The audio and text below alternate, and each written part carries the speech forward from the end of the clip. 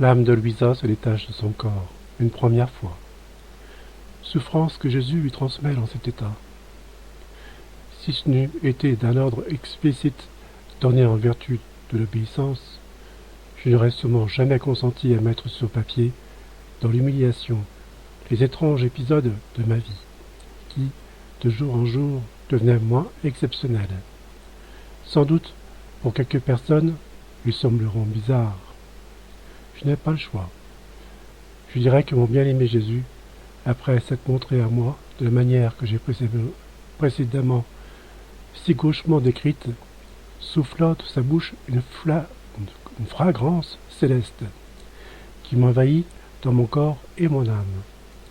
À la suite de ce souffle, en moins de temps qu'il ne faut pour le dire, il me prit avec lui. Il fit sortir mon âme de toutes les parties de mon corps. Il me donna un corps d'une forme simple, très simple, resplendissant de pure lumière. Je pris rapidement mon envol avec lui, et nous avons parcouru l'immensité des cieux.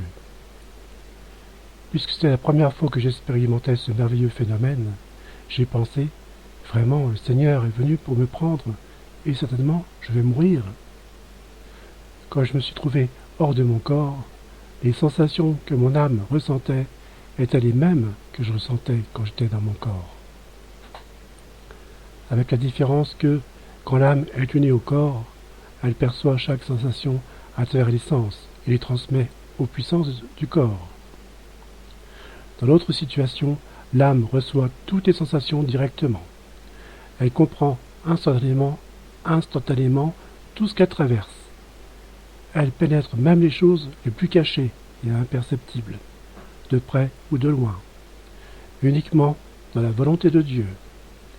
La première chose que mon âme ressentit quand elle quitta mon corps fut de trembler de peur en suivant l'envol de mon bien-aimé Jésus, qui me tirait continuellement derrière lui à l'aide d'une brise céleste. Il me disait, « Puisque tu as expérimenté de grandes souffrances quand tu étais privé de ma présence visuelle, pendant 1 heure ou à peu près maintenant, vole avec moi. Je veux te consoler et te griser de mon amour. » Oh, comme il était bon pour mon âme d'être en suspension dans la voûte des cieux en compagnie de Jésus. Il me semblait que j'étais appuyé sur lui et qu'il me tenait pour que je ne sois pas trop loin de lui, derrière lui. Quoiqu'il me précédait, j'étais attaché à lui d'une manière ferme, afin de pouvoir le suivre, lui pencher vers moi et moi vers lui.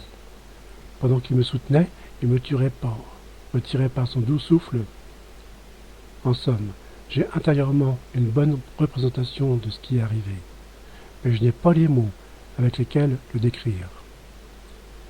Après avoir fait ces rondes dans l'immensité des cieux, mon bien-aimé Jésus, qui trouve ses délices de la compagnie des hommes, m'amena à un endroit où étaient concentrées les iniquités et les infamies des hommes. Oh, comme il était devenu changé, l'aspect de mon aimé Jésus, quelle amertume submergeait son cœur sensible, avec une clarté que je n'avais jamais expérimentée jusqu'auparavant. Je l'ai vu souffrir de terribles tortures. Son cœur adorable m'a apparu comme celui d'un homme mourant, expirant dans une terreur extrême. Le voyant dans ce pénible état, je lui ai dit, « Mon adorable Jésus, comme tu as changé, tu es comme mourant. Appuie-toi sur moi et permets-moi de participer à ta souffrance. Mon cœur défaille de te voir tant souffrir. » Là-dessus, retrouvant un peu son souffle, Jésus me dit, « Oui, ma bien-aimée, libre à toi de m'aimer, je ne peux pas tenir plus longtemps. » Me disant cela, il me pressa plus intimement sur lui, et plaçant ses lèvres sur ma bouche, il versa en moi une amertume foudroyante. Je me suis senti comme transpercé par plusieurs couteaux, fers de lance, flèches, dards et dagues, qui, une à une, pénétraient dans mon âme. Pendant que j'étais plongé dans cette souffrance extrême, mon bien-aimé Jésus ramena mon âme dans mon corps et disparut. Qui pourrait décrire le terrible supplice qui s'empara alors de mon corps? Seul Jésus pourrait faire cette description, lui qui, chaque fois qu'il me communiquait des souffrances, les adoucissait par la suite. Les gens sur la terre, non seulement ne peuvent ressentir de telles souffrances, mais ne peuvent même pas imaginer leur profondeur. En analysant l'histoire de mon âme, cette âme pauvre et misérable qui a bien des fois imité son bien-aimé Jésus, on pourrait croire que la mort se moquait de moi. Quoique je n'étais pas alors pas digne de mourir, je savais que la mort viendrait bientôt. Elle viendra en son temps, et elle ne se moquera pas plus de moi.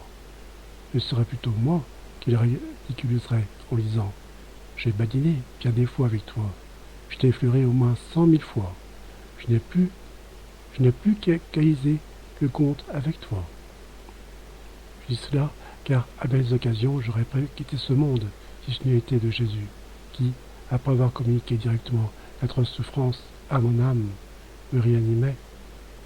En m'attirant près de son cœur, qui est vie pour moi, ou en me prenant ses bras qui sont force pour moi, ou en versant sa bouche en moi un très doux élixir.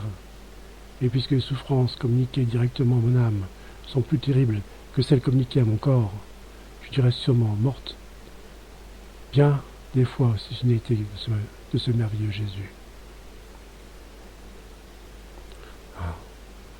Beaucoup ont connu ce passage. Et personne ne peut décrire ce que ça veut dire, la souffrance, mais aussi le bonheur qu'il y a dans le ciel. Il n'y en a pas beaucoup qui peuvent le décrire parce que c'est pas descriptible par des mots usuels. Mais Luisa a vécu et transmet avec réticence tout ce qu'elle a vécu avec Jésus. Ça va jusqu'au tome 36. Je fais une parenthèse là-dessus parce que beaucoup de gens ne croient pas en ça. Combien de prêtres refusent, combien d'églises refusent, parce que ça fait mal. Il y a des choses qui vont arriver derrière, qui vont mettre à plat toute chose, sûrement, surtout humain. Et combien qu'on n'est rien, et combien que faut bien comprendre ce que ça veut dire. Beaucoup d'entre vous, du moins pour ceux qui regardent ces chaînes de prière, prient pour la plupart, mais ceux qui ne veulent pas, et qui ne veulent pas comprendre surtout, et pas entendre la vérité, c'est ceux-là qui vont le plus souffrir. C'est pour ça que je partage cette chaîne, et je vous demande pardon d'insister, mais pour que au moins, lire au moins un passage, et peut-être surtout en priant, sans prière c'est même pas la peine, vous ne pouvez pas comprendre. Mais si vous priez vraiment constamment, que vous investissez pour accepter l'humilité et admettre qu'on n'est rien, comme dit Jésus, on est une particule. Donc si on est vraiment une particule par rapport à l'immensité des cieux, on n'est vraiment rien. On sait ce que c'est qu'une particule sur Terre. Mais une particule par rapport à l'immensité du ciel qui est infini, vous imaginez un peu la beauté et les merveilles qui nous attendent. Parce que tout a été fait pour nous, mais ça c'est écrit dans cet homme. C'est bien expliqué, et je dirais aux prêtres, investissez-vous à lire cet homme. J'en suis au tome 27, mais c'est une pure merveille. Plusieurs fois j'ai décroché, plusieurs fois j'y croyais plus, plusieurs fois j'ai dit bah, c'est pas possible, c'est pas croyable, non, j'en prenais plein les dents, comme tout le monde, parce que je suis pareil que les autres. Mais en fin de compte, quand on continue, on s'investit, on passe ces caps, des caps qui font mal. Comme dit Jésus, la vie, ça sont des creux et des hauts et des bas sans arrêt. On meurt, on revit, à chaque fois, à chaque passage. Pour ceux qui ne savent pas tout ça, pour eux, leur vie, elle est plate, elle est horizontale. Il n'y a rien.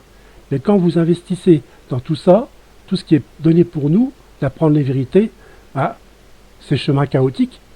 Comme dit Jésus, suivez-moi, mais c'est un chemin chaotique, de creux et de bosses, mais vous survolez tout.